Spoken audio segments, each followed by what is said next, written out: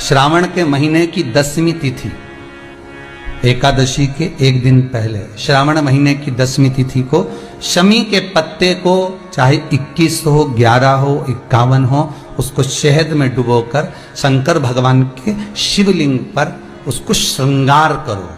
केवल चढ़ाना नहीं है, जब शहद में डूब जाएगा तो वो चिपक जाएगा। शिव का श्रृंगार करो।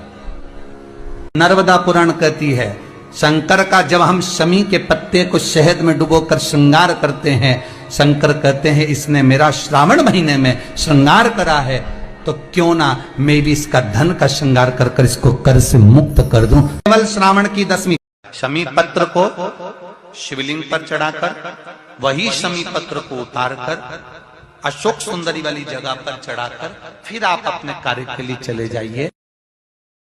सावन महीने की 10वीं तिथि को प्रदोष काल में शमी को शहद में डुबोकर उसी शमी पत्र से शिवलिंग का श्रृंगार करें, फिर अपनी कामना करके एक दिया जलाएं।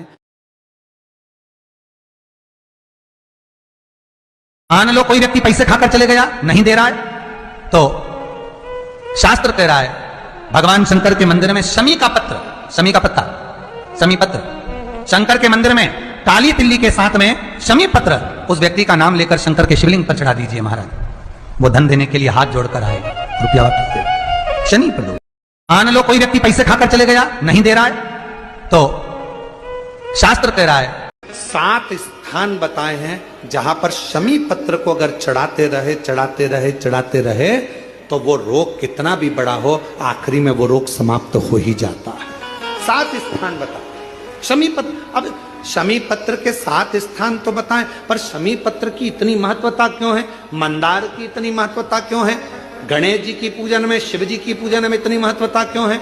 7 स्थान पर शमी पत्र का वर्णन किया गया। 7 स्थान शिव महापुराण के वो 7 स्थान शिवलिंग के आप लोग देखेंगे, दर्शन करेंगे।